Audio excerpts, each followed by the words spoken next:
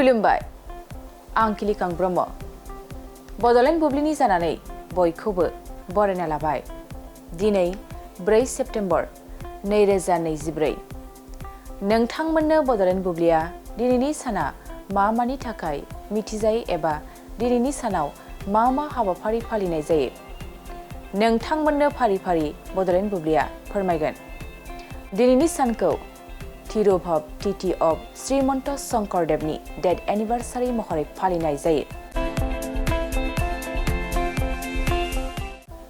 महापुरुष श्रीमन्त शंकरदेवा बै सुबुंमोन जायखौ असमिया हारिमुनि सोरजिगिरि महरै मिथिनाय जायो।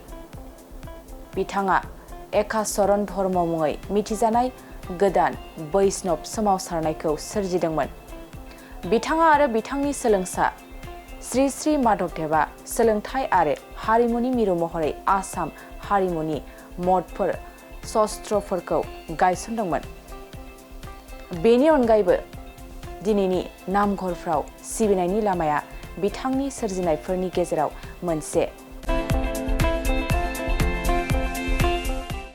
बेनि अनगायैबो दिनैनि सानखौ इन्डिजिनियास लिटारेसि डे,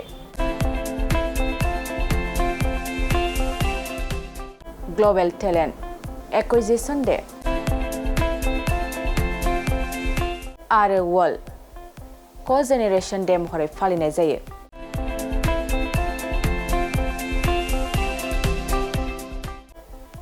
नोंथांमोननो बड'लेण्ड बुब्लिया दिनैनि सानाव मा हाबाफारिजों मिथिजायो आरो मा हाबाफारिखौ फालिनाय जायो फोरमायबाय।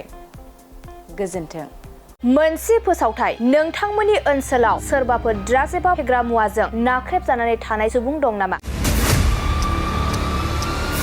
जुदि नोंथांमोननि ओनसोलाव सोरबाफोर ड्राग्स एबा फेग्रा मुवाजों नाख्रेबजानानै थानाय सुबुं दं अब्ला नोंथांमोननि थाखाय मोनसे मोजां खौरां। ड्राग्स एबा फेग्रा मुवाजों नाख्रेबजानानै थानाय सुबुंफोरखौ फाहामथाय होनो थाखाय नोंथांमोननि गेजेराव लानानै फैदों मोनसे रिभाइभ रिहाबिलिटेसन सेन्टार।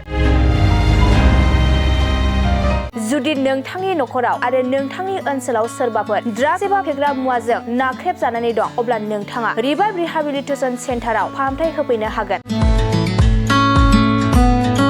मंगलदै सेनं बामुनपारा दरंआव थानाय रिभाइभ रिहाबिलिटेसन सेन्टाराव नोंथाङा ड्राग्स एबा फेग्रा मुवाजों गोदोसोनानै थानाय सुबुंफोरखौ फाहामथाय होफैनो हागोन। नोंथाङा नोंथांनि ओनसोलनि फेग्रा मुवाजों गोदोनानै थानाय सुबुंफोरखौ बे रिभाइभ रिहाबिलिटेसन सेन्टाराव फाहामथाय होनानै सासे राफोद आरो मोजां सुबुं खालामनो हागोन। गोबां बाथ्रा मिथिबावनो थाखाय नोंथाङा 9859262926 60030927006 नैबे होनाय जानबुं नम्बराव खौरां लानो हागोन।